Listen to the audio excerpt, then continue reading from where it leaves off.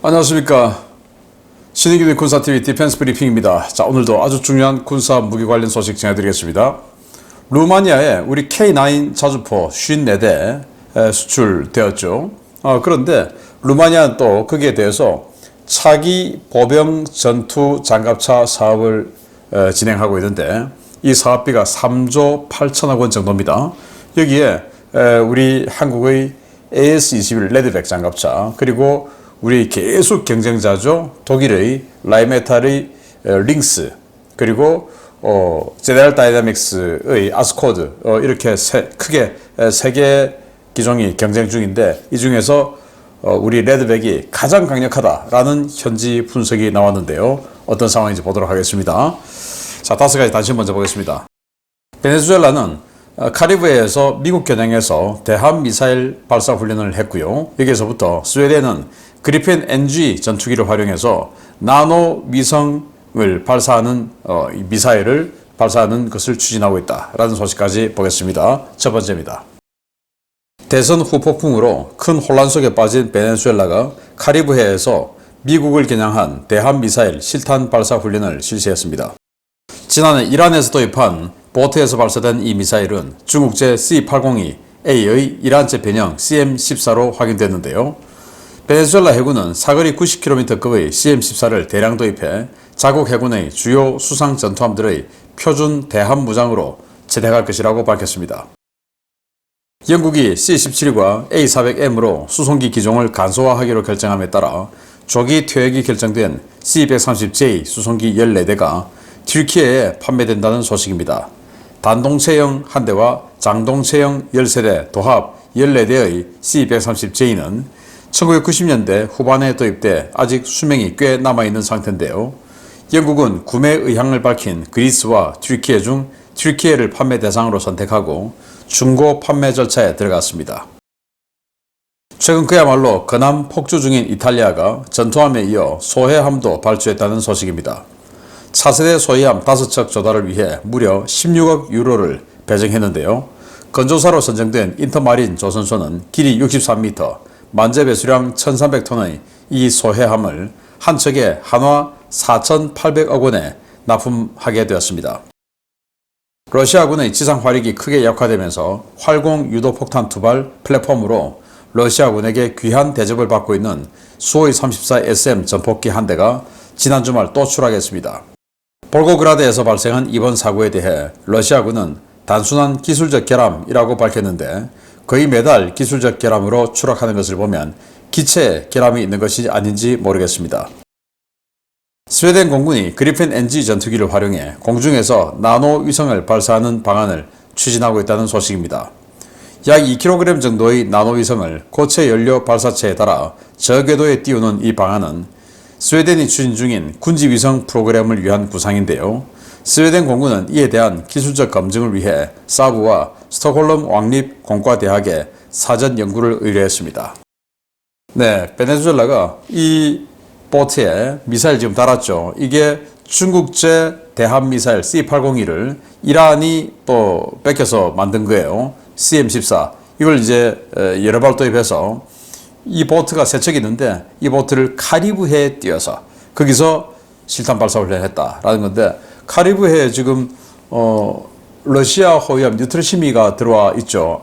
쿠바 아바나에. 그러다 보니까 그 백 믿고 지금 이러는가 봅니다.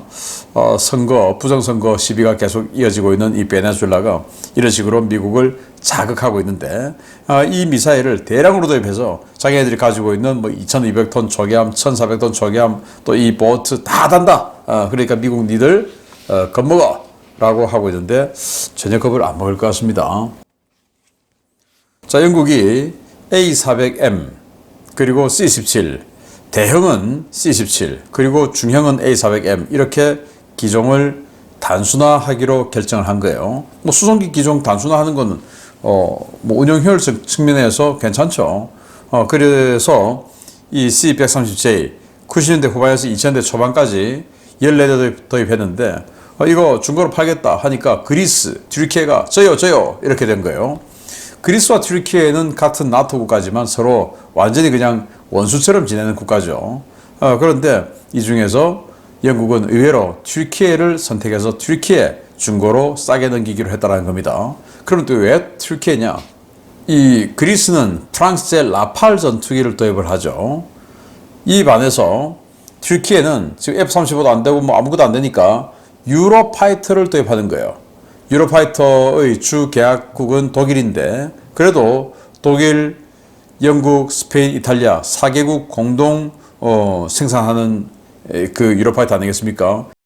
영국에서 상당 부품을 또 납품하겠죠. 그러니 우리가 지금 개입되어 있는 유로파이터 사니까 니들이 좋아.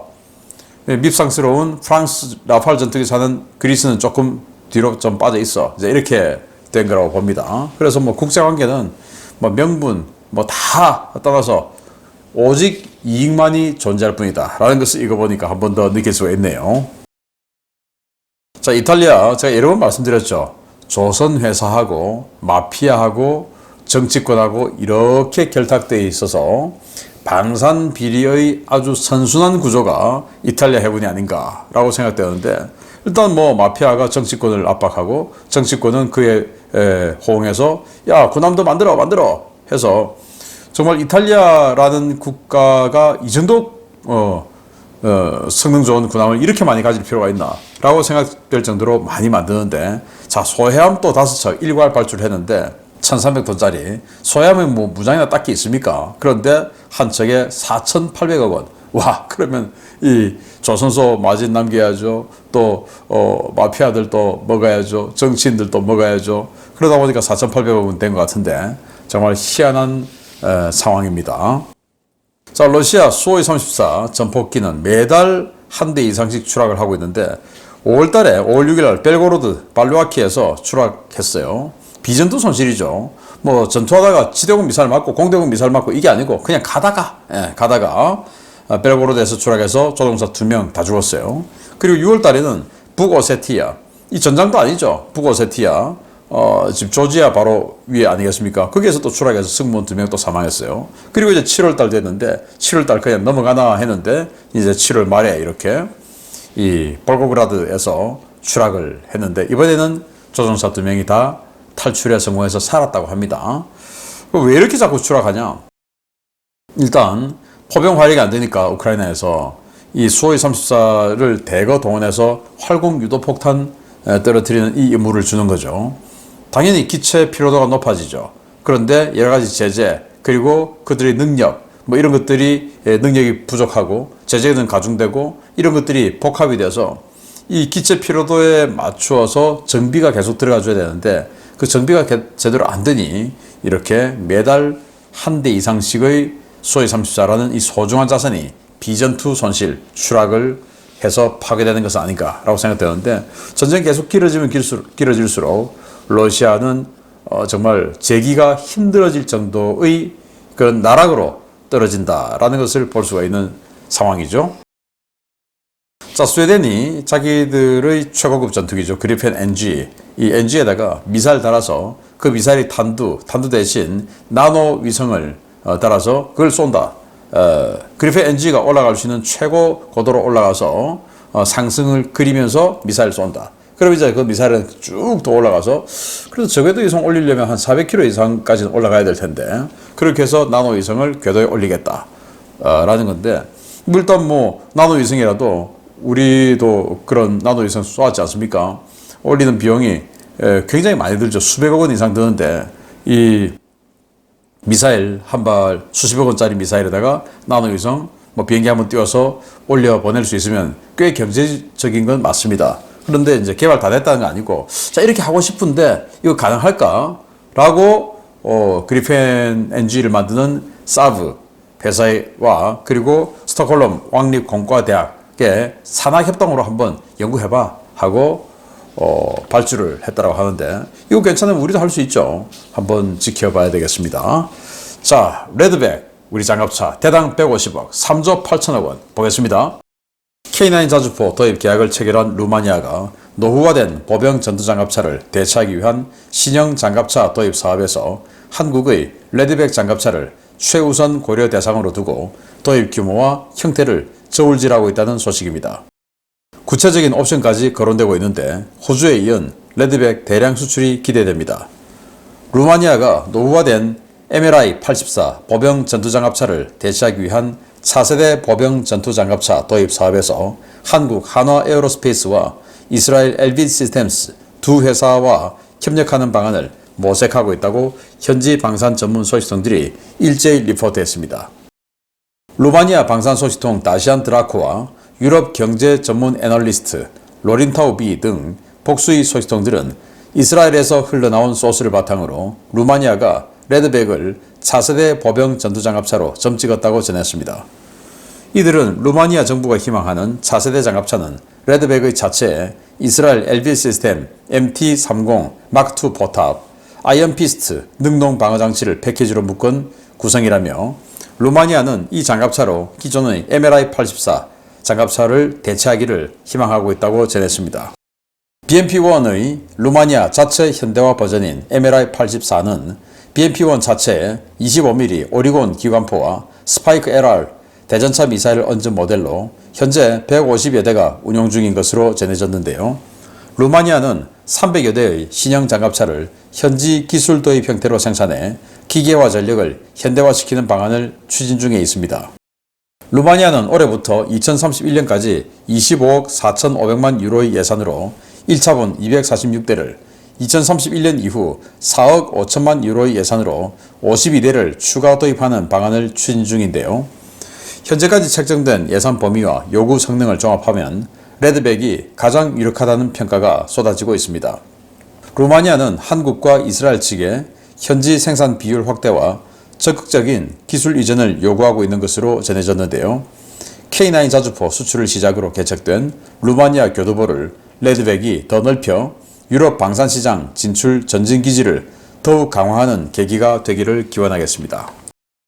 네, 루마니아에 지금 이렇게 출품하고 있는 우리 한화에어로스페이스의 AS-21 레드백 장갑차죠. 이건 뭐 한국군에서 발주한 게 아니고 한화가 자체적으로 지금 해외 시장에서 경쟁하려면 이런 장갑차가 있어야 돼 해서 자체 개량한 모델이죠. 정말 뭐 바람직한 건데 여기 뒤에 보면 위고 투게더 이렇게 해서 루마니아 국기 태극기 살짝 보이는데요. 자, 이렇게 해서 자, 이거 보면 완전히 그 제법 풀옵션입니다.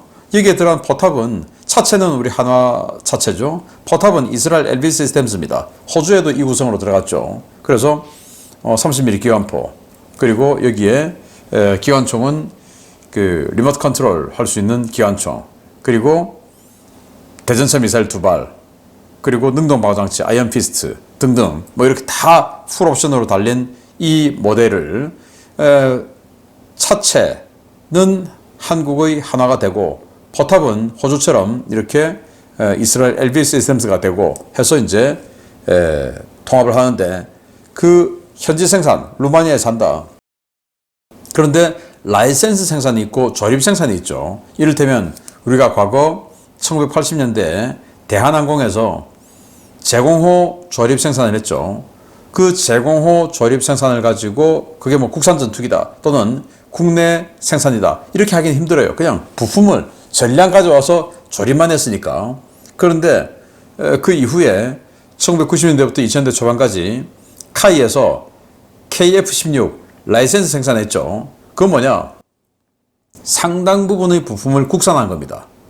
그렇게 해서 생산한 게 라이센스 생산인데 면허 생산이죠. 그걸 루마니아가 하겠다라는 건데 총 예산은 3조 8천억 원 정도고 대당 155억 원 정도. 꽤 괜찮죠. 라이센스 생산이기 때문에 직도입보다는 훨씬 가격이 올라갑니다. 당연히 그렇죠. 라인도 깔아줘야 되고 여러 가지가 있으니까. 그리고 그들도 부품 국산화 해야 되니까 있는 부품 가져다 쓰는 것과 그들이 현지에서 부품 국산화를 또 해내는 거하고 이 개발비가 또 들어가죠. 그래서 라이센스 생산하면 가격이 더 올라가요. 그러나 그들은 기술을 이제 전수받는 그런 효과가 있으니까 이런 걸 하는 겁니다. 그런데 경쟁자는 어디냐? 우리와 호주에서 붙어서 우리에게 졌던 바로 라인메탈의 링스예요. 링스는 이게 헝가리에 최근에 팔렸는데 헝가리에 팔릴 때 대당 126억 원. 근데 깡통 버전이에요. 능동 방어 장치도 없고 이런 깡통 버전인데 이거는 그냥 조립 생산했어요. 조립 생산. 조립 생산은 라이센스 생산보다는 싸요. 그런데도 능동 방어 장치도 없는 깡통 버전으로 126억 원. 그래서 이 루마니아가 요구하는 이 성능에, 이 옵션에, 이 가격을 맞출 수 있는 기종은 레드백밖에 없다라는 게 지금 현재의 주장인 겁니다. 이 주장대로 3조 8천억 원짜리 장갑차사업, 우리 한국이 꼭 승리하기를 기대하겠습니다. 마치겠습니다. 감사합니다.